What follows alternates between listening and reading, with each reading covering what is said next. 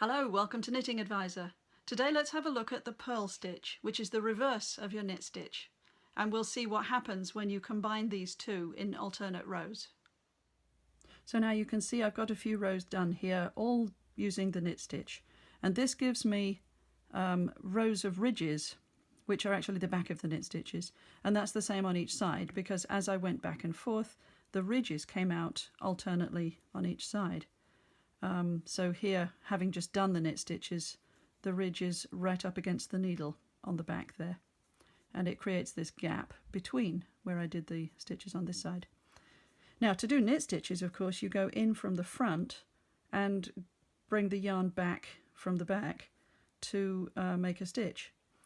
With purl stitches, we're going to reverse that and come in from the back of each stitch and pull the yarn through from the front. That will put the ridge along the front of the knitting instead.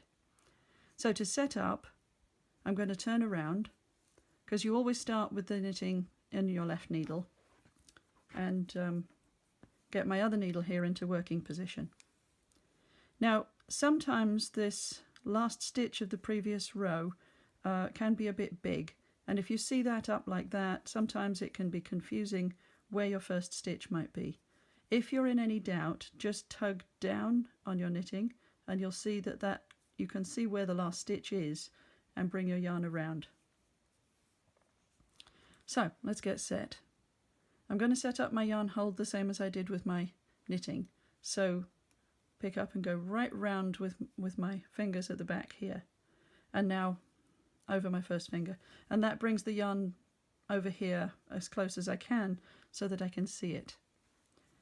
And with knitting, I would hold the yarn at the back and go into the stitches this way. That's what we're going to reverse.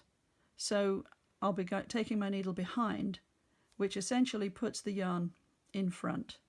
And I can hold it the same way, but the yarn is now being fed from the front.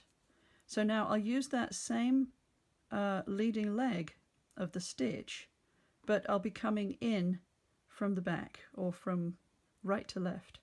And you can see I'm putting my right needle tip in front of my left needle there. And now I'll take the yarn counterclockwise round that needle and use my thumb to push it back through. And having put a new stitch through that old one, I can now drop the old one off the needle. There's no need to tighten up this end bit, but if you see a huge loop there, then, you know, snug it up against the needle if you need to. So let's do that again. Come in from the back, counterclockwise around the needle tip, and this holds it in place while you push that new stitch through and take it off. Let me show you a couple of those slowly so that you can see the whole movement.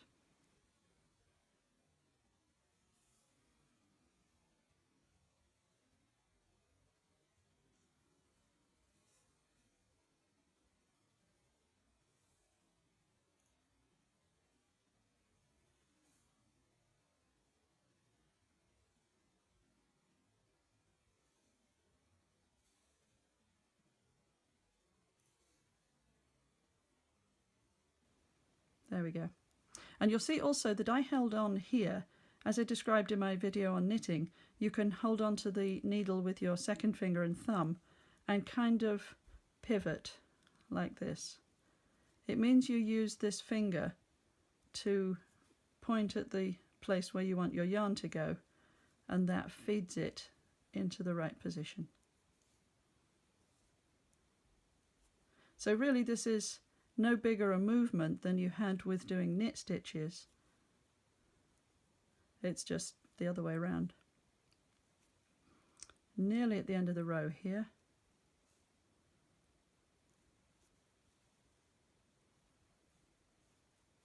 And the last one. And as before, that last stitch may be a little bigger, but don't worry because the excess there will get caught up into the beginning of the next row. So now I'll turn around and I'm ready to start back. So I'll set my yarn up and I'm ready to go. Now to decide which to do, knit or purl, I'm going to let my knitting tell me. So if I pull that down, you can see I've got the flat side, the knit stitches facing me. So I'm going to do knit stitches. When I'm on the other side, I will have the ridges facing me, the purl side, so I'll do purl stitches.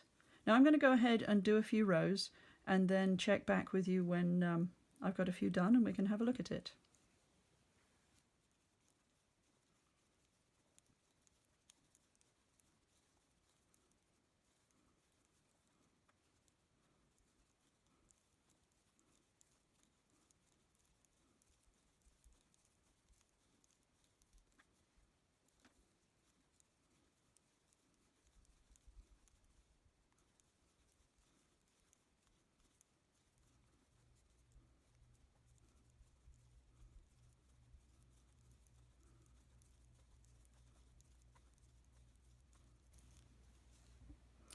There we go.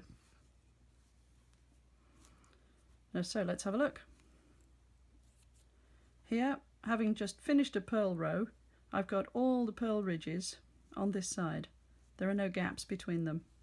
And down below, as a contrast, you can see where I did the garter stitch at the bottom, where I've got gaps. Those were my knit rows going in alternate direction. And on this side is the knit side of it. There's a much bigger contrast. You can see the smoothness of the knit stitches, or purl stitches on the other row, as opposed to the ridges here of the garter stitch. So that's a very neat, very different look on each side. Very slightly you can see it's a little narrower than the garter stitch down here. The garter stitch does sit a bit wider, but that wouldn't affect your knitting if you mix them up in the same project. Not very much anyway. If you did a big band of one and then the other, you would notice the difference. Now this effect here, with a knit row, then a purl row, then a knit row, then a purl row, is called stockinette stitch or stocking stitch. They're both the same thing. And that's a really nice effect. Thanks for watching. Please go to knittingadvisor.com to check out our other videos and to leave us a suggestion of any other techniques you would like us to record.